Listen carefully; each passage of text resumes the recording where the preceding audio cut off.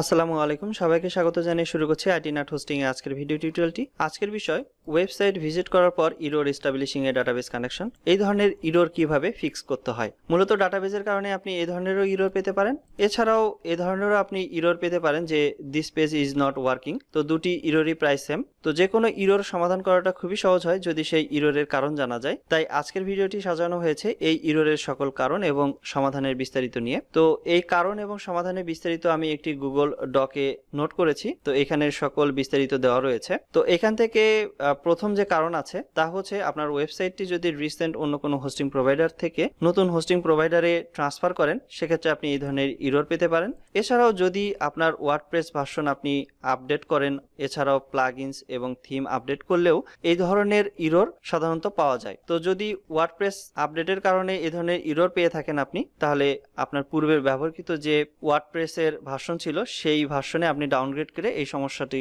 সমাধান করতে পারেন। এছাড়াও প্লাগইনস জনিত কারণে কিংবা প্লাগইনস আপডেটের কারণে যদি এই ধরনের ইরর আপনি ফেস করেন, তাহলে এই প্লাগইনস রিলেটেড সমস্যাটি সমাধান করার জন্য প্রথমে আপনার হোস্টিং কন্ট্রোল প্যানেলে লগইন করতে হবে। সেটা যদি সি প্যানেল হয় তাহলে সি প্যানেলে লগইন করবেন।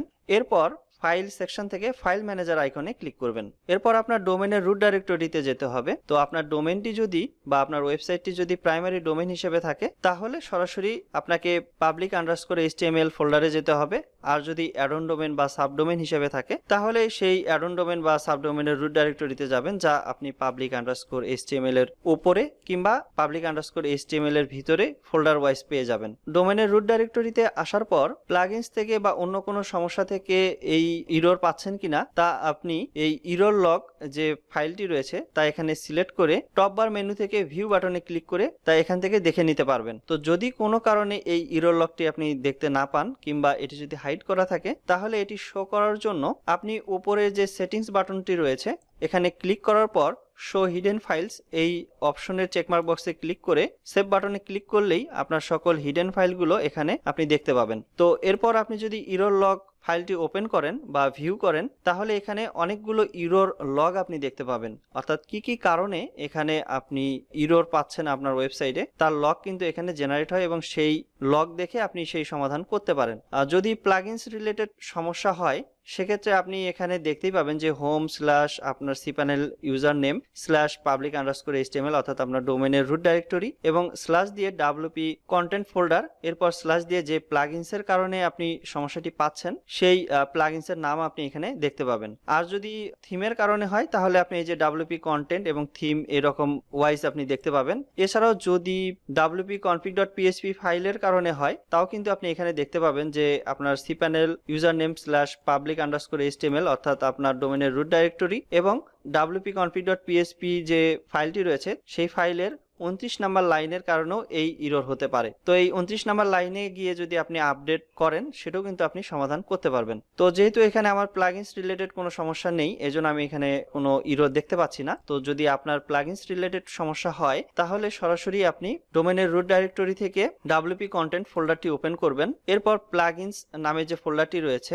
এখানে আপনি এটি রিনেম করে দিতে পারেন। তো যদি প্লাগইনস ফোল্ডারটি আপনি রিনেম করে দেন, তাহলে আপনার ওয়েবসাইটের সকল প্লাগইনস গুলো ডিসেবল হয়ে যাবে অর্থাৎ ডিঅ্যাক্টিভ হয়ে যাবে। আর যদি কোনো একটি প্লাগইনস এর কারণে যদি সমস্যা হয়, সেই স্পেসিফিক প্লাগইনসটি যদি আপনি ডিসেবল করতে চান, তাহলে এই প্লাগইনস ফোল্ডারটি ওপেন করবেন। এরপর যে প্লাগইনস এর কারণে সমস্যাটি হচ্ছে সেই প্লাগইনস এর ফোল্ডারটি সিলেক্ট করবেন। এরপর টপ বার মেনু হতে রিনেম বাটনে ক্লিক করবেন এবং এইখানে একটি স্ল্যাশ টাইপ করে যে কোনো নাম যদি আপনি টাইপ করেন, তাহলে নাম টাইপ করার পর রিনেম ফাইল বাটনে ক্লিক করলেই কিন্তু সেই প্লাগইনসটি ডিসেবল হয়ে যাবে। এবং পুনরায় যদি ইনেবল করতে চান, তাহলে এখানে রিনেম করে আপনি যে নামটি এখানে টাইপ করেছেন অর্থাৎ যে নামটি দিয়ে আপনি রিনেম করেছেন সেটি যদি আপনি রিমুভ করে দিয়ে ইন্টারপ্রেস করেন বা সেভ দেন, তাহলে এটি কিন্তু পুনরায় অ্যাক্টিভ হয়ে যাবে। তো এইভাবে আপনি প্লাগইনস ব্যাকএন্ডে ডিসেবল এবং ইনেবল করেও আপনার ওয়েবসাইটটি ভিজিট করে বা রিলোড দিয়ে দেখতে পারেন যে সমস্যাটি সমাধান হয়েছে কিনা। তো যদি না হয়, তাহলে যদি থিমের আপডেটের কারণে হয়, তাহলে আপনি সাধারণত চাইল্ড থিম ব্যবহার করার জন্য আমরা রিকমেন্ড করি। তো আপনি চাইল্ড থিম থেকে অ্যাক্টিভ করে দিয়ে দেখতে পারেন যে তাতে সমাধান হচ্ছে কিনা, কিংবা আপনার যদি পূর্বে ব্যাকআপ থাকে সেটিও রিস্টোর করে দেখতে পারেন। এরপরও যদি সমস্যার সমাধান না হয়, তাহলে ডাটাবেস কানেক্টেড না হওয়ার কারণে সমস্যাটি হতে পারে। তো ডাটাবেস যদি কানেক্টেড না থাকে বা ডাটাবেস কানেক্টেড আছে কিনা তা এই চারটি বিষয় থেকে দেখতে পাবেন। একটা হচ্ছে ডাটাবেস নেম এবং ডাটাবেস ইউজার নেম এবং ডাটাবেস পাসওয়ার্ড এবং মাইস্কুয়েল হোস্ট নেম ঠিক আছে কিনা তা চেক করতে হবে। তো এটি চেক করার জন্য আপনি সরাসরি সি প্যানেলে লগ ইন করে ফাইল ম্যানেজারে যাবেন এবং এখান থেকে wp-config.php এই ফাইলটি সিলেক্ট করে উপরের টপ বার মেনু থেকে এডিট বাটনে ক্লিক করবেন। এডিট বাটনে ক্লিক করার পর আপনি এখান থেকে database name, database user name এবং ডাটাবেস পাসওয়ার্ড এবং ডাটাবেস হোস্ট নেম দেখতে পাবেন। তো হোস্ট নেম সাধারণত বেশিরভাগ হোস্টিং প্রোভাইডারের লোকাল হোস্ট ব্যবহার করে থাকে বা লোকাল হোস্ট তারা দিয়ে থাকে। আর যদি অন্য কোনো তারা যদি হোস্ট নেম ব্যবহার করে তাহলে আপনি সরাসরি আপনার হোস্টিং প্রোভাইডারের সাথে যোগাযোগ করবেন, যোগাযোগ করে এই ডাটাবেস হোস্ট নেম জেনে নেবেন এবং সেই নামটি আপনি এখানে আপডেট করে দিয়ে সেভ চেঞ্জেস বাটনে ক্লিক করবেন। এরপর ডাটাবেস পাসওয়ার্ড ঠিক আছে কিনা তা চেক করতে হবে। তো যদি এখানে ঠিক না থাকে তাহলে আপনার যে ডাটাবেসের পাসওয়ার্ডটি রয়েছে তা এখানে দিতে হবে। যদি কোনো কারণে আপনি ডাটাবেস পাসওয়ার্ড ভুলে যান তাহলে সরাসরি আপনার সি প্যানেল থেকে ডাটাবেস সেকশনে আসবেন এবং এখান থেকে মাইস্কুয়েল ডাটাবেস আইকনে ক্লিক করবেন এবং আপনার যে ডাটাবেস নামটি রয়েছে সেই নাম অনুযায়ী এখানে ডাটাবেস ইউজারে এসে চেঞ্জ পাসওয়ার্ড বাটনে ক্লিক করে আপনি একটি পাসওয়ার্ড জেনারেট করে নিয়ে এখানে পাসওয়ার্ড চেঞ্জ করতে পারেন এবং সেই পাসওয়ার্ডটি আপনি এখানে wp-config.php ট্যাবে এসে এখানে আপডেট করে দিতে পারেন। আমার যেহেতু পাসওয়ার্ড মনে আছে এজন্য আমি এখানে আমার পাসওয়ার্ডটি আপডেট করে দিচ্ছি। তো আমি দেখতে পাচ্ছি যে আমার পাসওয়ার্ডটি ভুল রয়েছে। তো আপডেট করে দেওয়ার পর এখানে অবশ্যই খেয়াল রাখতে হবে যে সিঙ্গেল কোটেশন থেকে শুরু হবে এবং পাসওয়ার্ডটি টাইপ করে থার্ড ব্র্যাকেট যেটা রয়েছে সেখান দিয়ে কিন্তু ক্লোজ হবে পাসওয়ার্ডটি। এরপর সেভ চেঞ্জেস বাটনে ক্লিক করে আপনার ওয়েবসাইটটি আপনি যদি রিলোড দিয়ে দেখেন যে তাতে সমস্যাটি সমাধান হয়েছে কিনা তা আপনি এখানে দেখতে পাবেন। তো যদি সমস্যার সমাধান হয় তাহলে তো আর পরবর্তী ধাপে যেতে হচ্ছে না। এরপরও যদি সমস্যার সমাধান না হয় তাহলে আপনাকে দেখতে হবে যে ডাটাবেস নেম এবং ডাটাবেস ইউজার নেমটা ঠিক আছে কিনা। তো এটি আপনি সাধারণত মাইস্কুয়েল ডাটাবেস থেকেও চেক করে নিতে পারেন যে ডাটাবেস নেম এবং ডাটাবেস ইউজার নেম। এছাড়াও আপনি যদি চান যে পিএইচপি মাই অ্যাডমিন থেকে চেক করবেন তাও কিন্তু আপনি পিএইচপি মাই অ্যাডমিন থেকেও ডাটাবেস নেম কিন্তু এখান থেকে দেখে নিতে পারেন বা চেক করে নিতে পারেন। তো এরপর তো যদি ডাটাবেস সার্ভার যদি ডাউন থাকে সেক্ষেত্রেও কিন্তু এই ধরনের ইরর ফেস করতে হতে পারে। তো আপনার ডাটাবেস সার্ভারটি ডাউন আছে না আপ আছে তা আপনি এই যে কোড রয়েছে এই কোডটি আপনি এখান থেকে কপি করে নেবেন। এরপর আপনার ডোমেনের রুট ডাইরেক্টরিতে এসে নতুন একটি ফাইল ক্রিয়েট করার জন্য টপ বার মেনুর বাম পাশে ফাইল বাটনে ক্লিক করবেন এবং এখানে checkdb.php বা আপনি এখানে test.php যে কোনো নাম দিয়ে একটি ফাইল ক্রিয়েট করতে পারেন এবং ক্রিয়েট করার জন্য ক্রিয়েট নিউ ফাইল বাটনে ক্লিক করুন। ফাইলটি ক্রিয়েট হয়ে গেলে এরপর এখানে ফাইলটি সিলেক্ট করবেন, এরপর এডিট বাটনে ক্লিক করবেন। এরপর আপনি যে কোডটি কপি করেছেন সেই কোডটি এখানে পেস্ট করে দিবেন এবং এখানে সিঙ্গেল কোটেশনের মাঝে থাকা ইওর ডিবি ইউজার নেমের জায়গায় আপনার যে ডাটাবেস ইউজার নেম আছে তা এখানে টাইপ করবেন। তো আমার ডাটাবেস ইউজার নেম দেখার জন্য আমি পুনরায় আমার config.php এই ফাইলটি ওপেন করছি। এরপর ডিবি ইউজার নেম সিঙ্গেল কোটেশনের মাঝে থাকা আমি এটা কপি করে নিচ্ছি, এরপর এখানে পেস্ট করে দিচ্ছি। একইভাবে ডিবি পাসওয়ার্ডটি আমি এখান থেকে রিমুভ করে দিয়ে wp-config.php থেকে পাসওয়ার্ডটি কপি করে নিয়ে চেক পিএইচপি ট্যাবে এসে আমি এটি পেস্ট করে দিচ্ছি। পাসওয়ার্ডটি পেস্ট করে দেওয়ার পর সেভ বাটনে ক্লিক করছি, সেভ চেঞ্জেস বাটনে ক্লিক করছি। তো এখন যদি আমি আমার ওয়েবসাইটের নেম টাইপ করে /checkbd.php এই ফাইলটি যদি টাইপ করে ইন্টারফেস করি তাহলে আমি এখান থেকে দেখে নিতে পারবো যে আমার সার্ভারটি আপ আছে কিনা, অর্থাৎ ডাটাবেস সার্ভারটি আপ রয়েছে কিনা। তো ডাটাবেস সার্ভার যদি আপ না থাকে বা কোনো কারণে ডাউন থাকে তাহলে এটি আপনি রিস্টার্ট দিয়ে অথবা আপনার হোস্টিং প্রোভাইডারের সাথে যোগাযোগ করে আপনি এটি সমাধান করে নিতে পারেন। এরপরেও যদি সমস্যার সমাধান না হয় এরপর আপনি পরের ধাপে চলে যাবেন, অর্থাৎ 5 নাম্বার ধাপ। এখানে রিপেয়ার ওয়ার্ডপ্রেস ডাটাবেস, অর্থাৎ আপনার ডাটাবেসটি রিপেয়ার করে দেখতে হবে যে তাতে কাজ করে কিনা। তো এখানে একটি লাইন রয়েছে, তো এখান থেকে আমি লাইনটি কপি করে নিচ্ছি এবং যেহেতু এটি কাজ শেষ এই ধাপের জন্য আমি এখানে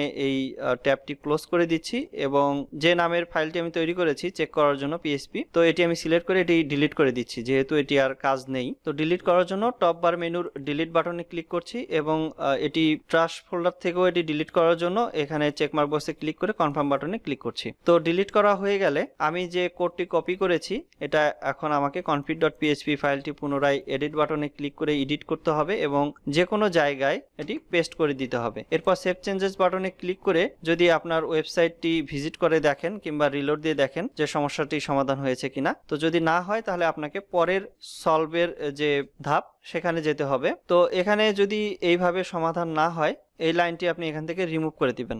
রিমুভ করে দিয়ে এখানে সেভ চেঞ্জেস বাটনে ক্লিক করবেন এবং ট্যাবটি ক্লোজ করে দিয়ে আপনি পুনরায় আপনার সি প্যানেল থেকে ডাটাবেস সেকশন থেকে পিএইচপি মাই অ্যাডমিনে ক্লিক করবেন। তো এখান থেকে আপনার ডাটাবেস নেমে এখানে সিলেক্ট করবেন। তো আপনার ডাটাবেস নামটি যদি আপনি ভুলে যান বা এখান থেকে চেক করে না পারেন, তাহলে আপনার পুনরায় ওই config.php থেকে আপনার যে ডাটাবেস নেম তা জেনে নিতে পারেন এবং এখানে এসে সবগুলো টেবিল যদি আপনি রিপেয়ার করতে চান, সবগুলো টেবিল সিলেক্ট করার জন্য চেক অল বাটনে ক্লিক করবেন। অথবা যদি আপনি চান যে নির্ধারিত কোনো টেবিল আপনি রিপেয়ার করবেন, তাহলে এখান থেকে তা সিঙ্গেল ওয়াইজ সিলেক্ট করতে পারেন। সবগুলো টেবিল আমি রিপেয়ার করতে চাই, এজন্য সবগুলো সিলেক্ট করার পর উইথ সিলেক্টেড ডাউন অ্যারো বাটনে ক্লিক করে রিপেয়ার টেবিল বাটনে ক্লিক করছি। রিপেয়ার টেবিল বাটনে ক্লিক করার সাথে সাথে এখানে সবগুলো মাইএসকিউএল টেবিলগুলো এখানে রিপেয়ার হয়ে যাবে এবং এখানে সাকসেসফুল মেসেজ দেখতে পাবেন। এরপর আপনি আপনার ওয়েবসাইটটি রিলোড দিয়ে দেখতে পারেন যে সবকিছু সমাধান হয়েছে কিনা, এররটি সমাধান হয়েছে কিনা। তো এটিও যদি না হয় তাহলে আপনাকে পরবর্তী ধাপে যেতে হবে এবং পরবর্তী ধাপটি হচ্ছে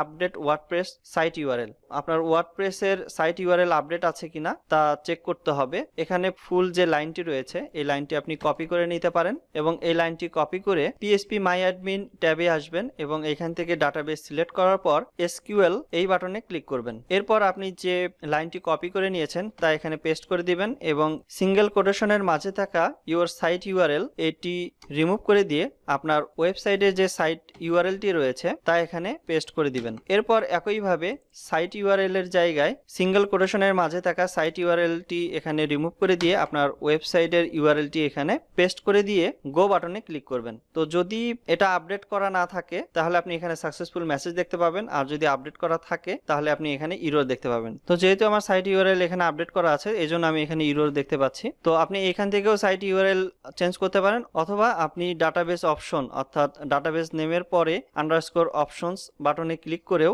আপনি এখান থেকে সাইট ইউআরএল এবং হোম ইউআরএল এখান থেকে চেঞ্জ করে নিতে পারেন। তো এটি চেঞ্জ করে দেখতে পারেন যে সমস্যাটি সমাধান হয় কিনা। এরপরও যদি সমস্যার সমাধান না হয় তাহলে আপনাকে পরবর্তী ধাপে যেতে হবে।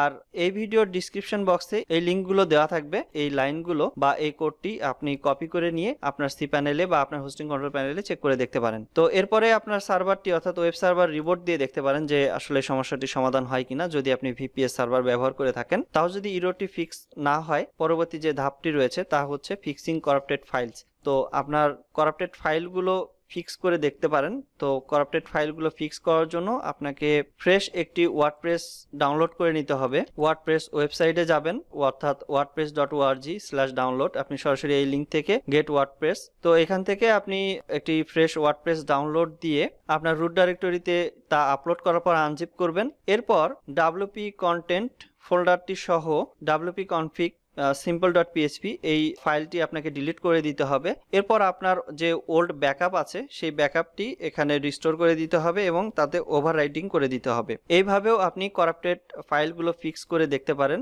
তো যদি এরপরও সমস্যার সমাধান না হয় তাহলে আপনার যদি পূর্বের কোনো ব্যাকআপ থাকে তা আপনাকে রিস্টোর করে দেখতে হবে যে তাতে সমাধান হয় কিনা। তো আশা করছি রিস্টোর যদি করেন তাহলে সমস্যাটি সমাধান হয়ে যাবে। এরপরও যদি সমস্যার সমাধান না হয়, ডাটাবেস সার্ভার জনিত ইস্যুর কারণে হতে পারে, তো এখন আপনি সরাসরি আপনার হোস্টিং প্রোভাইডারের সাথে যোগাযোগ করবেন যে আসলে মূলত কি কারণে এরকমটি সমস্যাটি হচ্ছে এবং এর সমাধান কি। তো আশা করছি আপনার হোস্টিং প্রোভাইডার আপনাকে অবশ্যই ভালো একটি সমাধান দিয়ে দিবে। তো এইভাবে আপনি আপনার ওয়েবসাইটের এই ডাটাবেস ইরর এস্টাবলিশিং যে প্রবলেমটা আছে তা আপনি সমাধান করতে পারেন। তো এই ছিল আজকের মতো ভিডিও। এই ভিডিওর কোনো পার্ট যদি আপনার বুঝতে অসুবিধা হয় সেক্ষেত্রে এই ভিডিওর কমেন্ট সেকশনের মাধ্যমে জানাতে পারেন। এতক্ষণ আমাদের এই ভিডিওটি দেখার জন্য আপনাকে অসংখ্য ধন্যবাদ। আপনার দিনটি শুভ হোক। আসসালামু আলাইকুম।